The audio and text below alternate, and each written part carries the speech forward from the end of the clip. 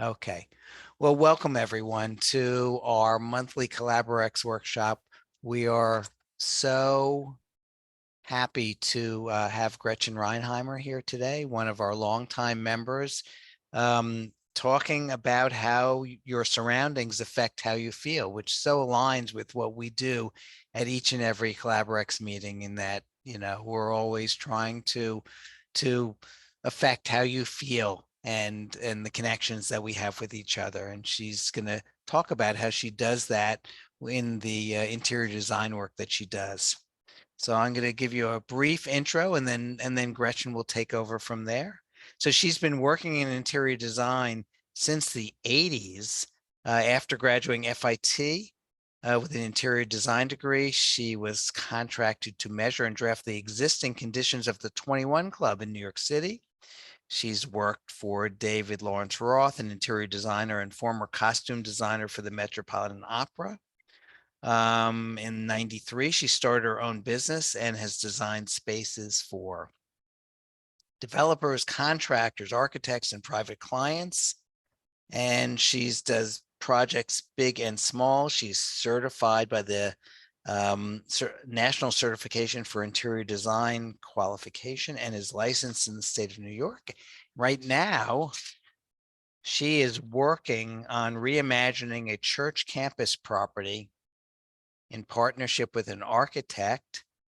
And she recently learned, which is fascinating, I know. that her name Reinheimer means pure Rhine and home Heimer. And she's feeling pretty good about that since she's developing a Reinheimer showroom. So welcome, Gretchen. It's all yours, and we're so happy Okay. to have you. If everyone could mute. And as we go along, we're going to save about 10 minutes at the end for Q&A. And if we need more time, we'll continue to answer questions. If you have questions, put them in the chat, and then we'll get to all of them at the end. But Gretchen, welcome. Thank you. Thank you so much, Jonathan. So yes, Gretchen Reinheimer, certified and licensed interior designer. That's me. And thank you for sharing that fun fact about my name. It was so wonderful to learn that my name means pure home, which is really so much about what I care about. So in evidence-based design, the most important value of a home is its fundamental role in the physical and psychological well-being of its inhabitants. And there are 6 types of value in evidence-based design. Exchange value. So what is exchange value? That is surpassing the basic shelter, adding market appeal. So for instance, this is a house we built, maybe 8 or 10 years ago. And that wraparound porch is, going above and beyond, right? So adding market appeal is exchange value.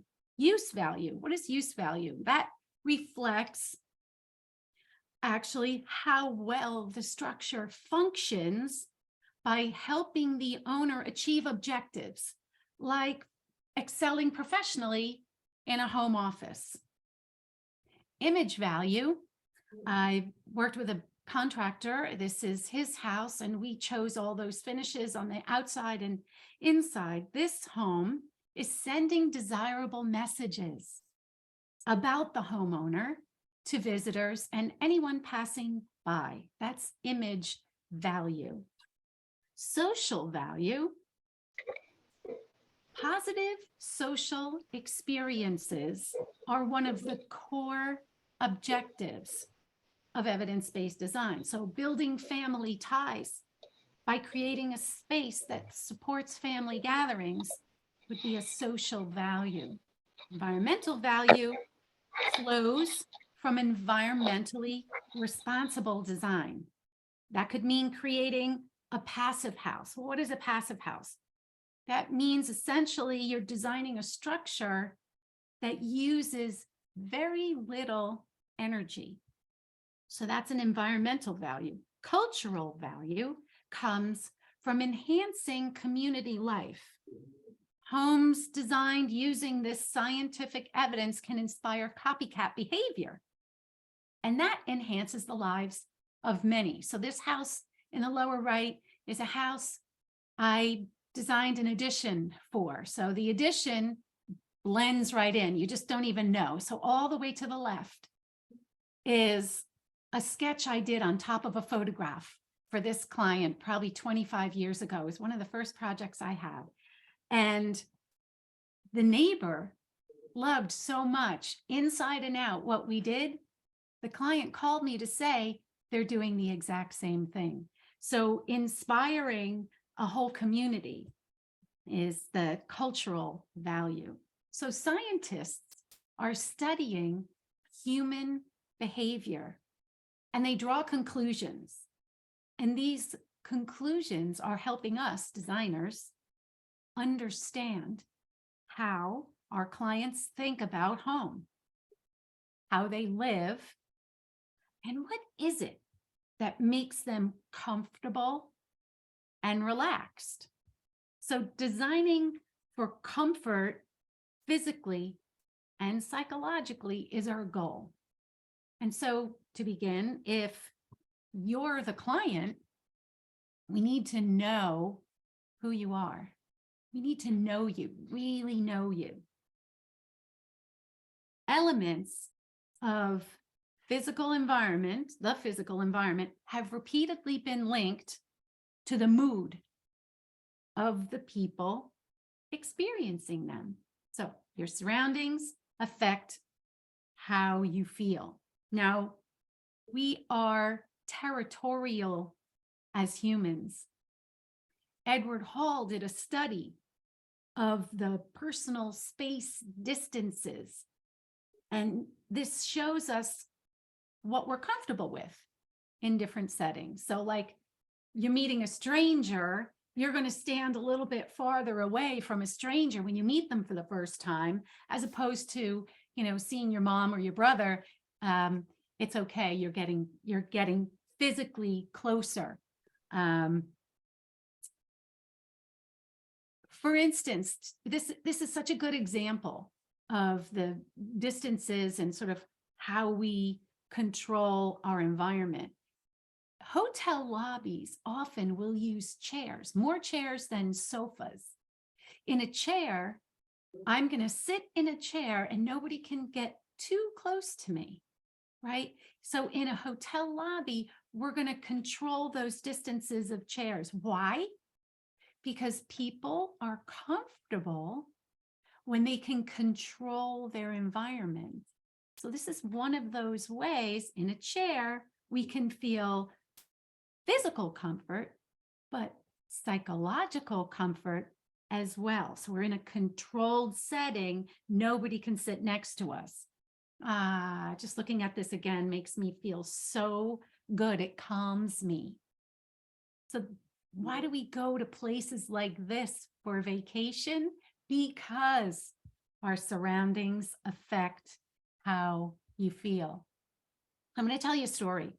About 5 years ago, I went to a conference and pretty much the room looked like this. There were about 350 people there. I don't actually really like being in big groups. So by the end of the day, I had a pounding headache. So I went to my phone. It was probably 7 o'clock at night. And I found that only 1 block away was Steak 954, a restaurant at the W Hotel. And when I walked in, there was this 15-foot long tank filled with very slowly moving jellyfish, lit this deep sea blue. I was transfixed. I'd never seen anything like it. Before my wine was even delivered, that headache was gone. And it was really in that moment I said, wow, this beautiful restaurant cured my headache. And so I knew in that moment your surroundings affect how you feel. So nature provides us with multisensory experiences. In biophilic design, we use nature as an element, natural finishes that may be patina over time, trees, plants indoors, and lighting that changes, like in nature, how morning light is different than afternoon light. So to create spaces where people thrive, we need to consider not just what you see, but also sound and smell and touch. The sound of moving water has a tremendously calming effect. Now, not all of us can build a house next to a stream like this. So if you think about going to a spa, don't we sometimes hear that trickle of water and it calms us? So there are ways we can add that sense to a space, right? A fountain of sorts. The smell of wonderful fragrance can conjure a happy memory.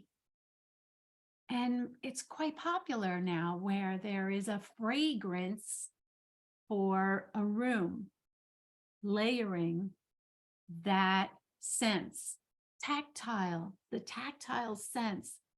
So the wonderful feel of a cashmere throw provides that experience, enhancing the visual beauty of a space. So to feel comfortable psychologically, we need to control our environment. Now, another good example might be having window shades to control daylight and dimmers to control light fixtures. Now, I've asked electricians in the past to provide dimmers even for exterior light fixtures. Why? Because if I'm out on my patio and the sun is setting and I've got candlelight in my lanterns, that light at my back door, I may want to control the intensity of that light. So dimmers and having control over our space is what's important. Another thing that's important is having a focal point. So you come into a room and that's actually a light fixture and it looks like a piece of sculpture. I just love this crazy thing. And that focal point helps us to divert us actually for that moment and bring a kind of peace where we can rest our eyes. Now, creating comfort for a whole family might mean designing a space not just for family members to gather, but let's say they enjoy playing games together. We want to have this kind of space so that they can come together and play games, or maybe it's watching movies, having the whole family gather and do this thing they enjoy doing together. We've succeeded in the design of that space. Now, we feel safe in personalized spaces. So if we personalize a space with our own sense of style, we feel safe. Why is that? Well, we've controlled that environment. It is a sacred space for us to feel good in. And so when we feel good, this good feeling will influence actually how we think. It's powerful. So it's important to know thyself, right? A personalized home will support the goals of the owner. I want to talk about Shirley. Let's talk about Shirley. Shirley wanted a new kitchen. She needed a bigger space for it to function the way she wanted, and thought she wanted a Tuscan style design. But in the end, actually, that Tuscan style was not what she wanted.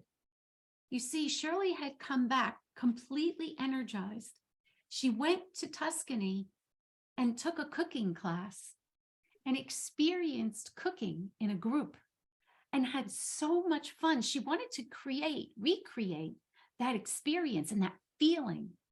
So it wasn't so much the Tuscan design that was important. It was the feeling she had when she was there. So prepping and cooking in a group was the important thing, not so much the Tuscan design. Now, the other thing she told me was that she and her husband were retiring and they were leaving New York City, selling the apartment we designed and moving to their beach house full time. So that's a very important thing to know, a very important aspect of the renovation. There are lots of things and accommodations we had to make on that one floor. So there'd be less going up and down stairs. So Shirley wanted to create a space that was not only 094-525. for her, but for us too, for guests and visiting family and friends. She wanted us all to be comfortable. And the way we did that was to create a space where we could help ourselves. The Help Yourself bar. This space was designed in such a way, so if you look at that cabinet, the upper cabinets have glassware, the lower cabinets have wine storage, beer and soft drinks, and an ice maker in the middle. So you really can help yourself. And also notice at the top, I didn't want this to feel like the rest of the kitchen and just be more cabinets. I wanted some focal points there. So having decorative items on the top gave us that opportunity for a place to rest our eyes, just not more cabinets. So Shirley wanted to continue her cooking on this side of the island and her baking, and she didn't want us interrupting her to get to the refrigerator. So this Help Yourself bar was her controlling the space, but also allowing us some control of a particular area we could help ourselves. It was important to her that friends and family could come and feel comfortable. Now, if you look at this photograph, there is a back door in the middle of the photograph, and we kind of moved that back door over a little bit. So when you come in, this is what you see. So here's another way, in the process of adding footage to the back of the house and moving that back door over, we were able to create this sort of mudroom storage unit. So wet towels and sandy flip-flops go here. So Shirley's controlling the mess and the chaos of her home, and she's allowing us to kind of put things where they belong. And a happy byproduct, that seat cushion became her puppy's favorite spot to hang out with her while she was in the kitchen cooking and baking for hours. Now, another thing Shirley realized was, she used to be a caterer. So she had all these small appliances and platters and things in her basement. And she said, let's get them upstairs. So we measured every last one of them and created pantries left and right of this hallway. And it wasn't just to be storage. It had to be pretty, it had to look good, and it had to feel good walking down this hallway. It had to feel good getting to that laundry room. So designing it like it's a paneled hallway was an important thing. Making sure that this hallway isn't too skinny was another thing, but the pantry had to be deep enough for all her things. So much to consider. All of it important. And the work that we're doing as design professionals, we don't do in a bubble. We don't just design a pretty space without lots of conversations, lots of questions to get to real life needs, to get to know you and understand what's most important to you. We both have to do work. So I might ask, what restaurant do you like to go to? Do you have a favorite place you go often? Did you even look around and notice that the walls are dark green or amber and the light fixtures are black? I mean, noticing these things, that's what I'm going to do. I'm going to notice what you like about the space, or we'll talk about that and notice together, what is it about this space that makes you feel good? I'm going to share mine. This is my favorite place. It's the old inn on the green at Gedney Farm. And that building, when you walk in, it's the staircase and a little reception area to the right is what you see. Straight ahead is the bar and back. But that crazy staircase with those worn steps and that black stripe up the middle and the green on the sides is nuts. I love it. And on the lower left is an example of these hand-painted murals that are everywhere in the main dining room. And these curious little natural things hanging all over the place is pretty typical inside this space. So they're just magical in their country charm. And well, I could just stare at these for hours. And to add another layer of incredible ambiance, they only use candles to light the entire restaurant. The food is divine. And again, the old inn on the green at Gedney Farm, Lower Massachusetts, very close to the border of Connecticut. Amazing. So this is my favorite place. And so again, part of the work is gathering, a list of places you love to go, but images. There are images that I love looking at. This one in particular has been etched in my brain forever. It's from a book, one of my favorite books, The Swedish Room. And I saw this many years ago. I've had it in my mind for a long time, but as you look at it, don't you think it's kind of similar to that restaurant? And so that's how this works. When you do the work and really look and search for images and spaces, pay attention, that make you feel the way you want to feel when the room is complete, whether it's your office, your master bedroom, bathroom, a living room, family room, or a laundry even, you begin to see a theme, a style. That's the work. I prefer design magazines because they're curated. So unlike Pinterest and House or even Google Images, a design magazine will have professionally shot images, specially curated. Design books are often organized around a theme. So I might suggest that could be a clearer path towards a goal. Now, there are some universal things we just know. Daylight. There are things we know about sun-filled spaces and all these good feelings we get from sun-filled rooms. They're wonderful, but what if we don't have a sun-filled space? How do we create that happy vibe? That's the work. Now, as an example, and I love this photograph, it's such a good example. Mirrors reflect. And so if you have a mirror positioned just so to reflect the little bit of daylight you might be getting, isn't that helpful?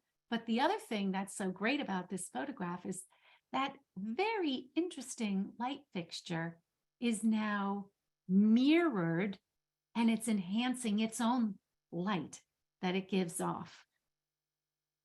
Without access to any daylight, if you wanted to create a room that has that feeling, a warm but neutral warm wall, creative lighting, and a kind of lightness to the furnishings. So the tall legs on that chair add a kind of lightness. Same for that table. Those light fixtures hanging just from the power wire. All this lightness adds to a light feeling. And we don't have to be afraid of upholstering with white or light fabrics anymore because we have performance fabrics, very durable and light in color. So how do we choose the right color for a space? We want to talk about how you're going to feel in that space. So understanding how to communicate about color, saturated color versus the brightness of a color, and of course, the hue. Learning and understanding how to communicate is important so we can convey the right ideas back and forth.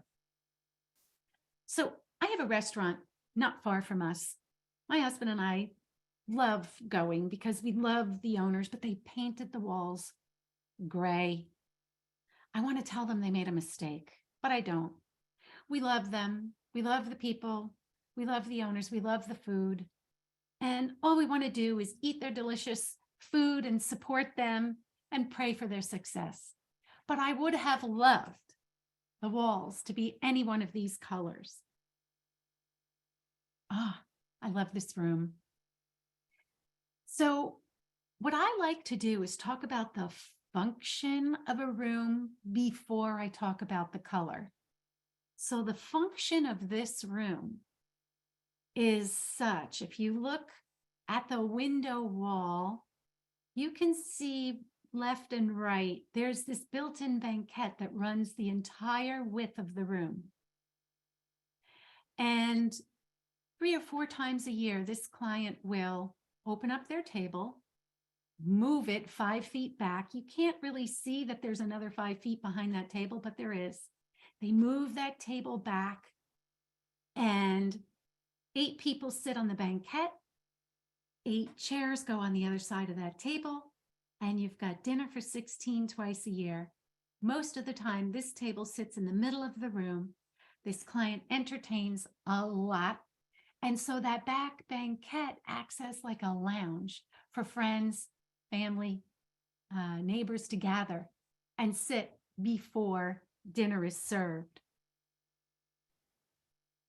When I see these colors, I think about getting a massage, going to my favorite spa. It's always one of these colors. I love these colors.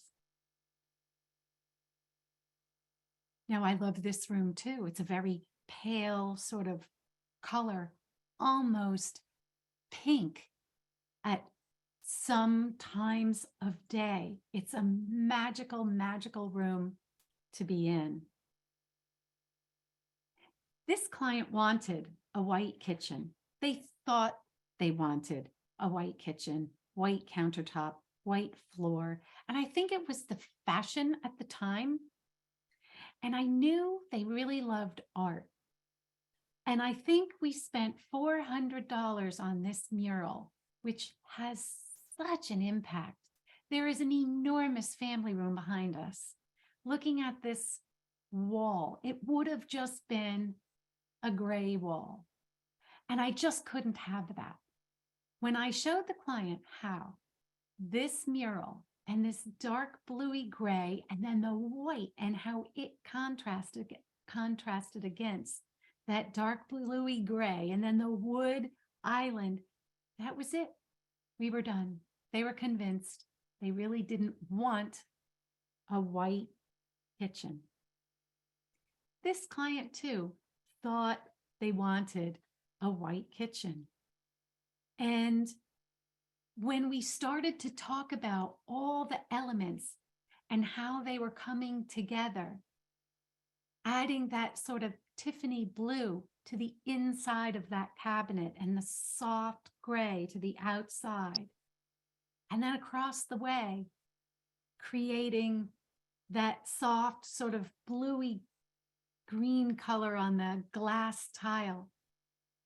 This was wonderful. And what was really fun, when I brought this client to the stone yard, they thought they wanted a pure white countertop. But when they saw this natural marble, fantasy brown, that was it. They got very excited. And so that's the goal, right? To get really excited about the space we're creating, that personal, safe space. And the other part of the work really is to fill your eyes, right? My eyes and your eyes. We have to fill our eyes from many sources and pay attention. You go into a lobby or a restaurant, pay attention to what it is you like about it if it feels good. What is it about the space? Fill your eyes, whether it's a restaurant or Pinterest or house or magazines or books. Fill your eyes is the work. And from all those choices, eventually you come to know what you think you like and want for your surroundings. And you do know this is not an easy process. A real transformation of a space takes a commitment, knowing that it's going to be stressful. I mean, look at that mess. That's what clients live through when they're going through this kind of renovation. Of course, it's going to be stressful. And not only that, you're paying all this money to make this transformation happen. And so it's scary to think, oh my gosh, is this really going to work out? Is this going to be okay? Well, we're methodical. We have a system, and that system helps us to cover all the bases. We've organized it in a very simple way. There is always a plan. There is always a budget. And there are always those images that we gather together on a page. You might not know you're attracted to curves like this client was, but we'll notice that. And we'll guide you along the way to choose things that relate and know these are things you're attracted to. We will see the pattern. We'll look for those patterns when we're working to bring a space together. So all these things were gathered for a client, and here's the before photograph of that client's space.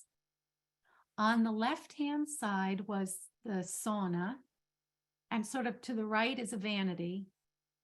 And when we opened up the sauna, the client was willing to let that go. She knew she wanted to let go of the sauna to increase the footprint of the room.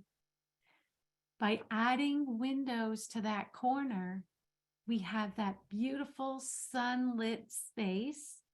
All that happy daylight fills this room. The client was very happy with this space.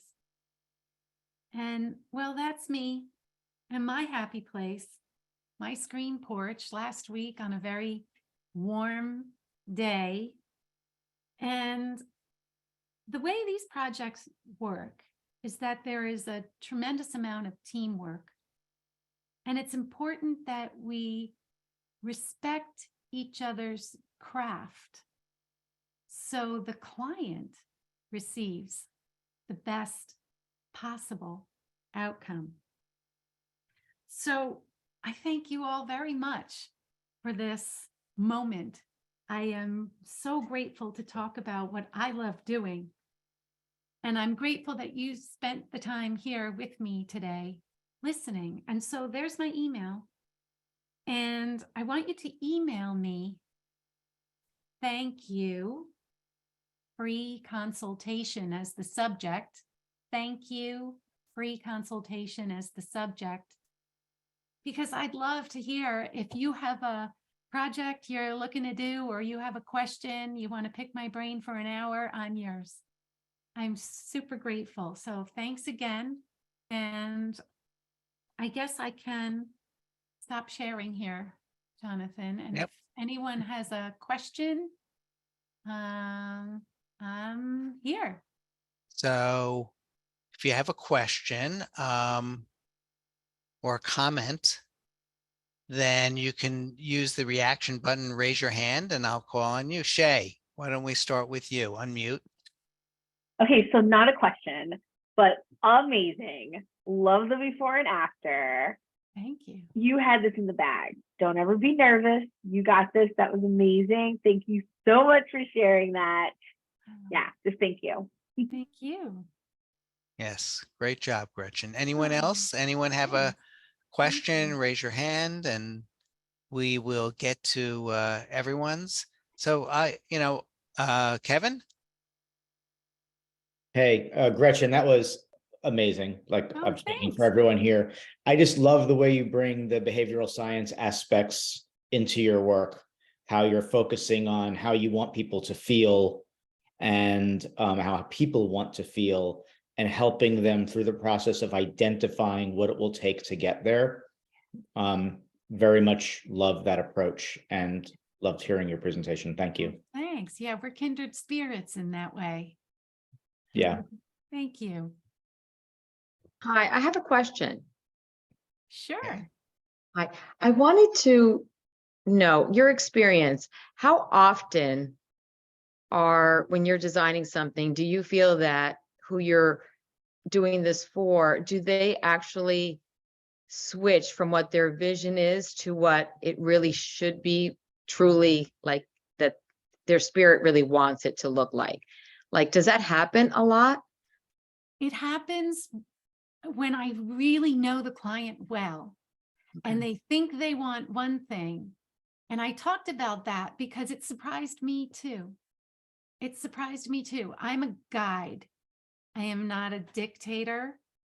So I'm a guide. And if I really know you well, I'm going to see it done and finished.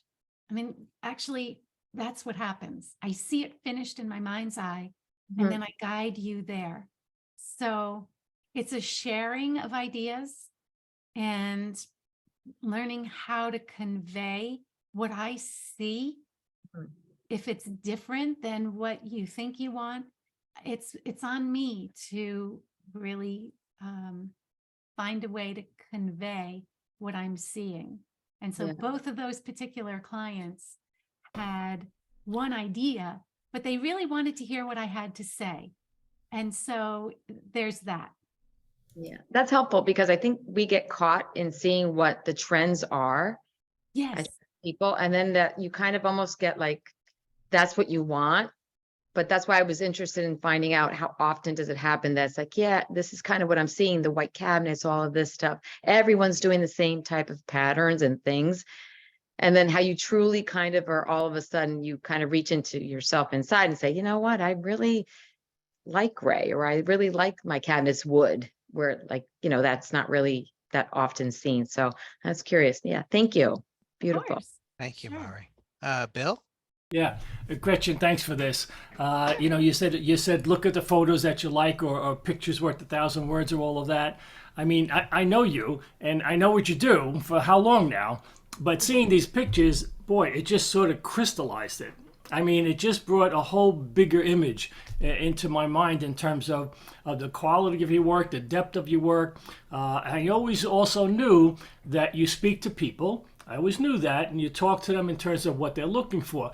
But again, listening to the project and the depth at which you do that brought it all up to a whole nother dimension. So I really appreciate it. Got to give me a whole new appreciation, a whole different level of appreciation from before. And the stuff, my God, I would give anything to have one of those kitchens or bathrooms. They were so gorgeous. Thank you so much, Bill. Thanks for that. Thanks for that Thank you. feedback. I appreciate it. Bill. Okay, Christina. I was so delighted to see what original choices you were able to make for people. Because I read an article just a couple of weeks ago called The Age of Average, in which they really talk about, I think I forwarded it to many people, including you, I think, Gretchen. And it was all about how so many images on Pinterest and what have you are the same colors, the same trends, they're universal, they're around the globe, and people seem to be so afraid of doing anything that's at all different. And my personal take, and I know yours is also, is I don't want to do the same thing everybody else is doing. So, I have to find those 3 people in the world who want to do something different. But, I just was so glad to see that you were able to do such individual work. Oh, it means so much. Thank you, Christina. Thank you. David. Yeah, so somebody wanted to have a separate room in their home, like for a home office. Do you have any thoughts on that? Oh my goodness. So I've done a lot of different home offices. And so I've taken out a closet. So this was a funny story. I had a client who said, I'm sick and tired of going past my husband's office and seeing the mess on his desk. I just don't want to see it. Okay, I thought, note to self, we have to figure out a way how, when his wife walks by, the desk is clean. And I thought, well, that's impossible because that's just not how he works. So I emptied the closet and we did this whole built-in thing in the closet. That's his credenza. So we did a whole built-in countertop and bookshelves and all his stuff. The mess is all there. You can't see that as you walk by. What you see is the pretty table he can sit at. And if she wants to come in and sit with him, she can sit on the other side of that table. And by the way, a beautiful piece of art is what she really sees when she passes by that room. So we get real specific and dig in to what do you need first. And so it wasn't even what he needed. It was what she needed. So I need to hear what everybody needs in order to create a real successful home office. So that's my long answer. We'll have a Cool. conversation. Yeah, I love it. So Gretchen, I have a couple of questions. One, Sure. you said you're the guide. A So, guide. so you have, sometimes people say they think they want a particular style. Right. So now they say, well, now I have to find the interior designer that matches that style that I think that I want, Yeah. and that interior designer, the way they work is they say, yeah, well, if you want this, then I'll do that. They only do Yes. one thing. So So that's you yeah. seem to be very different from that. Yeah. So it's fun when I have a client that likes what I like, right? I like it's quick and fast, and suddenly I know exactly, I know what she's going to like. I walked into her house and I liked everything, but things got to get moved around and we need to do some work. But imagine if Shirley, who I talked about wanting a Tuscan kitchen, imagine if she found somebody that created a Tuscan kitchen for her. In the end, that really wasn't what she wanted. She wanted to recreate the feeling of being in Tuscany, and that was cooking with large groups of people around. So Shirley didn't want a Tuscan kitchen. She wanted the feeling she had there recreated in her new space. So there's a lot of conversation around what you want. And, it's not just my work to present ideas. The client is also working to help convey how they want to feel. And it feels esoteric, right? How do I want to feel? I want to feel calm. Well, okay, so I know what colors are going to help with feeling calm in a space. But it's just, there's a lot of conversation that has to happen to get it just right. Yeah, thank you. Darlene, So many takeaways from this. Oh, But good. if we were to, we're thinking about remodeling a carport, creating it into a rental studio apartment. Yes. How do you approach, like, do we think about it in terms of what we would like if we were living there? Or do we kind of have to go very generic Airbnb, as in what's the lowest common denominator that someone would want? How do you approach thinking about people who aren't yourself and creating a space for them? Right. So how do we want it to function? And right now I'm working on a feasibility study. So sometimes you have to put a little time in, spend a little money to see what's feasible. So there might be permitting, there might be, we need an architect to talk to about these kinds of things. But how you want the space to function first. That's the first thing. I always think in black and white first, not color. So function, function, function. I always want to think about that. And then that evolves into a sense of style. And then we can start putting costs on things. I would start in terms of function and understanding what your parameters are in the town. How tall can you make it? How big can you make it? And then start sketching, if it can be 500 square feet, is it a bathroom with a tub or a shower instead? Like that, understanding what your parameters are, just kind of black and white, and then budget and permits, and the color and the style can happen later. Yes, thank you. Sure. I might even say, for that addition I did on that house 20 years ago, I just took a picture of the house. I took pictures on all sides of that house, and I trudged through the snow, took pictures, and then I just sketched over the house and came up with what it could look like. And so you might research that kind of thing, little studio apartments above garages, just research what they could look like. Maybe the whole thing could enhance the look of the house. So Right. that's kind of fun. It could be a little covered walkway that connects to it or something.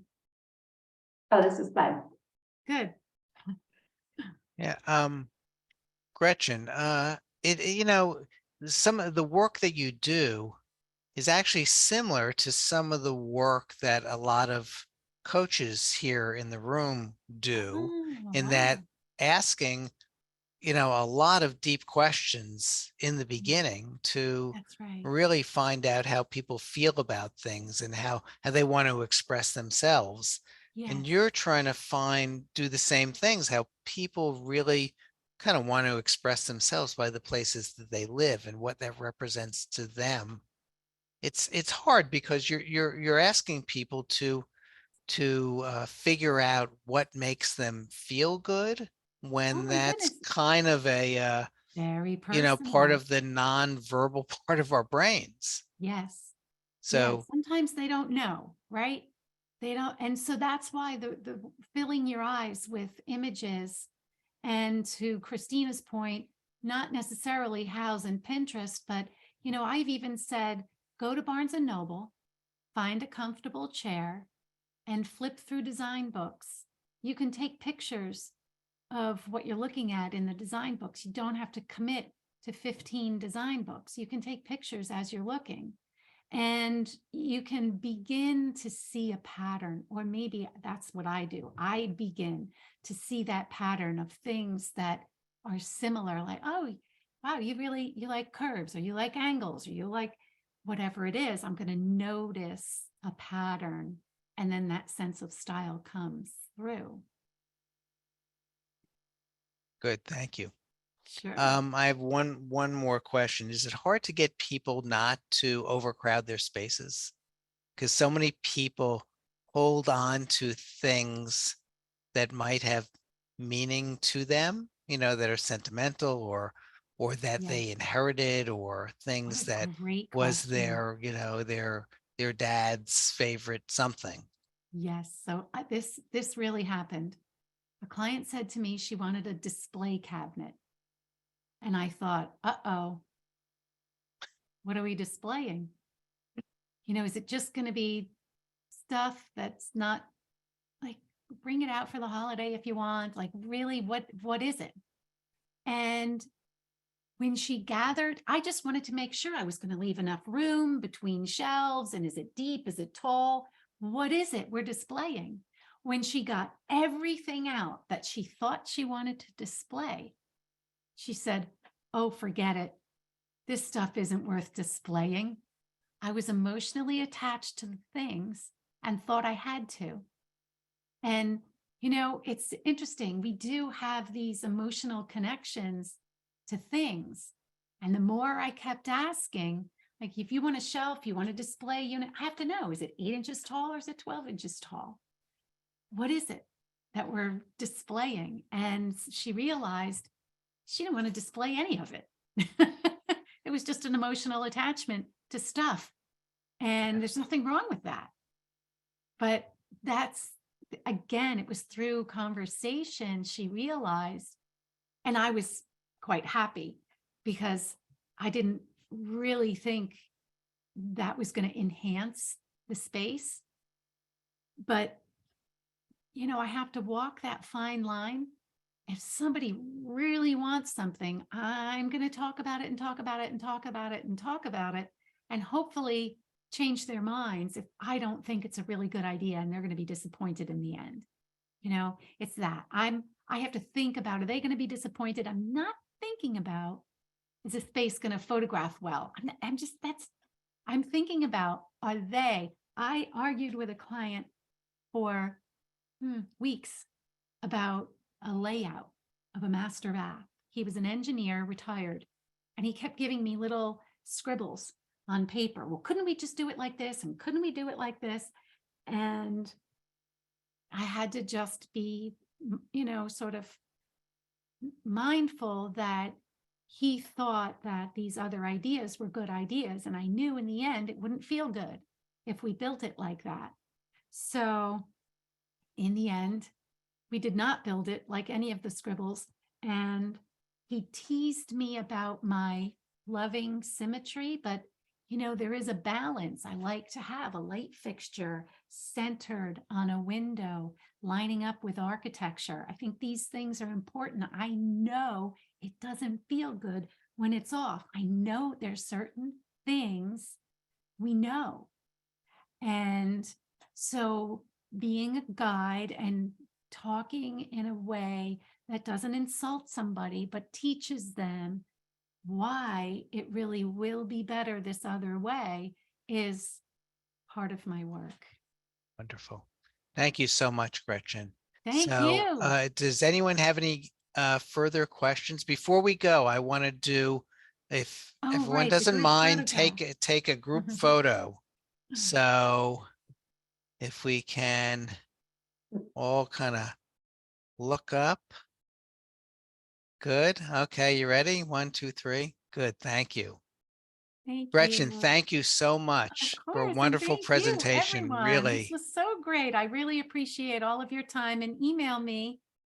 Thank you. Free consultation, and we'll have one. Thank you Okay. so much. Good. Everyone, have a great afternoon. Wonderful Yes, workshop. you too. Thank you Thanks. so much. Bye. Bye, thank you.